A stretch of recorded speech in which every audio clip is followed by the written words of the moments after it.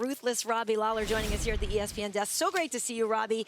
You know, it's so, obviously everybody's talking about Colby mouthing off and whether or not it affects you at all. Has there been anything that he said that's even rubbed you slightly the wrong way? No, it's just part of the sport. I mean, I don't really pay too much attention other than the media keeps asking me about it. Other than that, it's whatever. I got to focus on what I need to focus on, which is making weight, making sure all my skills are sharp, and trying to go out there and knock them out. You've been at the sport for 17 years. How do you keep on reinventing yourself and coming out here to be a new Robbie Lawler every single time you come out here?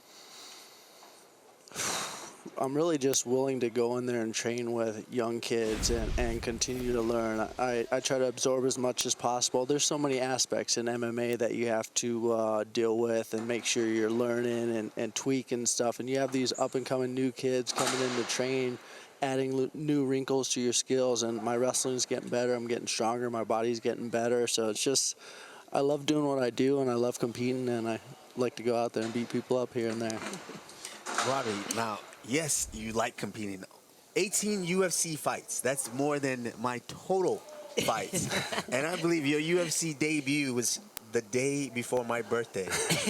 Like actual birthday? The day before my actual...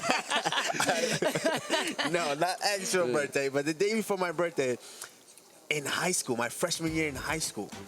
You've been at this sport for so long now. Tell everybody your secret. What is the secret to being able to stay in this position, and not just at the sport, but at the top of the sport for so long?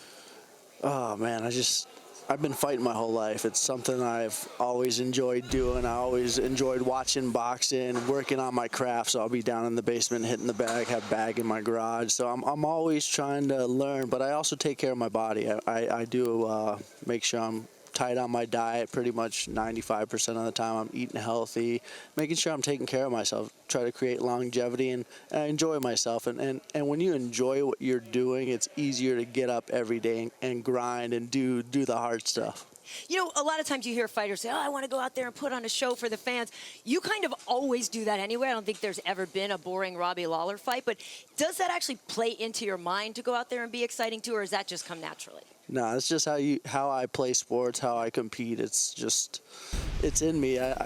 You just go out there and you try to be ferocious and you try to do things dynamic and use your power, your speed, and just try to go out there and take somebody out. That's just who I am. Yeah. All right, you got a Colby Covington coming in front of you. 6-fight win streak, extremely tough with his grappling and punching combination. How do you see yourself matching up with him? What do you plan to do to, I guess, to nullify some of his takedowns? I just need to get in his face and dictate the pace. I mean, obviously he wants to come in there, press, throw a lot of strikes, mix them up, those different kicks, but really have to be sharp, and I have to be active too, so can't get overwhelmed, can't be backpedaling. I mean, he does some really good stuff, keeps good pressure, so just got to be sharp out there and hit him with some good shots. So I'm not sure people know that you guys train together. So what has the champ done for you in your game in terms of helping you with your wrestling or whatever? Yeah, he actually helped me a couple weeks ago, worked on some stuff that Colby likes to do, because obviously Kamaru is like one of those guys who watches a lot of fighters, does a lot of studying, so he gave me a little tidbit, showed me some of the stuff that Colby likes to do. He gave me a good look. Now, Robbie, even when we were training, this one thing that I noticed about you is that you've changed a lot about how you train now. And that's one of those things that I continue to learn from guys like yourself that have been around for a long, long time. It's changing kind of how you train.